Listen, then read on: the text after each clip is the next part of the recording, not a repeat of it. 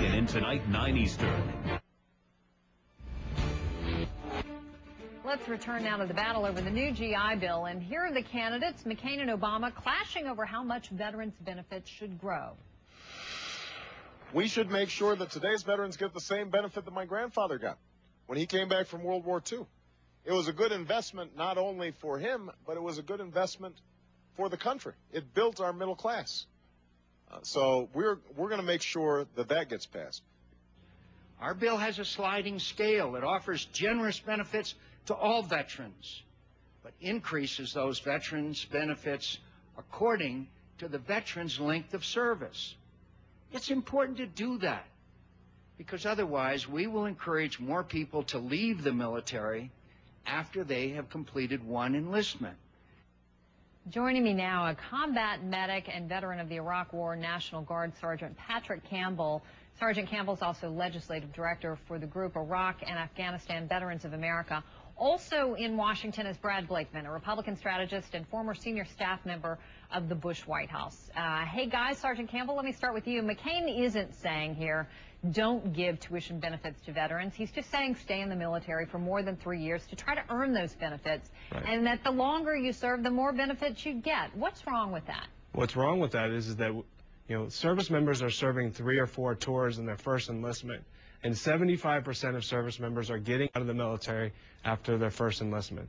So right now, 400,000 veterans are struggling to go to school on the GI Bill. Are we really going to hold them hostage and not give them full education benefits so we can ensure that 8,000 more soldiers re-enlist when it would only cost, $10 to $20 billion, or $10 to $20 million more, to keep them in the military? And we need to be giving service members a meaningful readjustment benefit. Just this weekend, I buried one of my buddies because he committed suicide when he came home.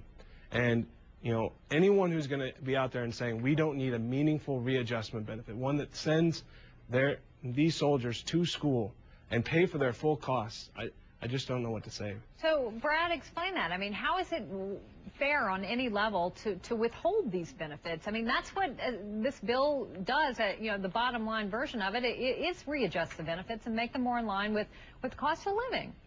Well, these benefits that John McCain is talking about are benefits that make sense. They're a sliding scale based on service.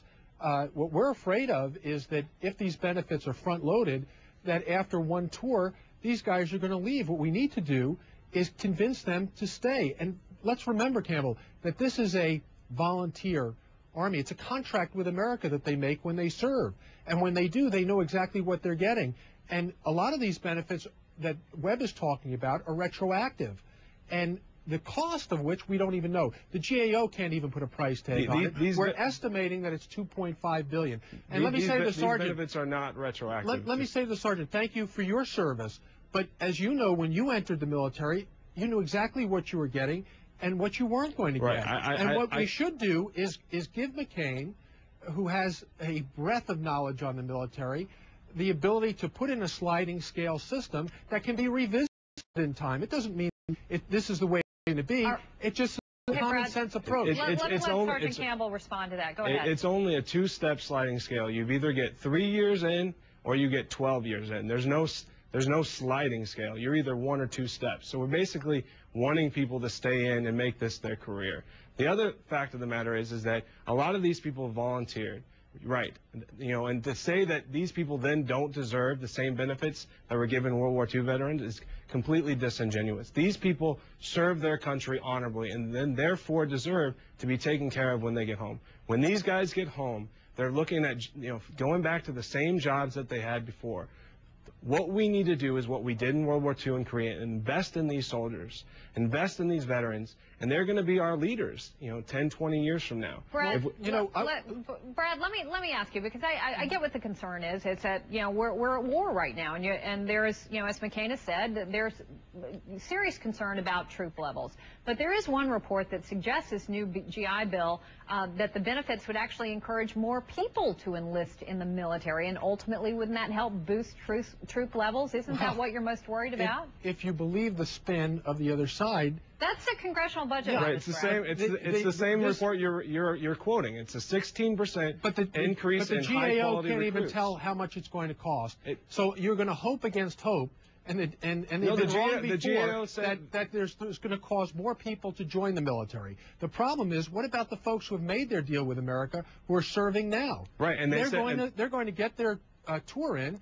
And most probably they will leave, and that's what John McCain is worried about: is a drain on the military that's already cut too short. We already know that 75% of people who are enlisting are already getting out, and the Department of Defense has said we're worried about 8,000 service members getting out of this new GI Bill. You know, we're going to sacrifice 400,000 veterans who are choosing to go to school so we can keep 8,000 more veterans in. And they've also said that it would only cost them $30 million to increase pension bonuses to keep those same people. So we're talking about $30 million being the difference between a full tuition education readjustment benefit for every veteran. This is a money issue. This The tragedy of this, in summation, is this: that this has become a political hot potato in a presidential election year by a guy, Senator Webb, who seeks the vice presidency. All right, guys. And that's unfortunate. Well, I wish he were here to respond to that. But anyway, Sergeant Patrick Campbell and Brad Blakeman, appreciate your time, guys. Thanks a lot. Still ahead tonight, former White House press secretary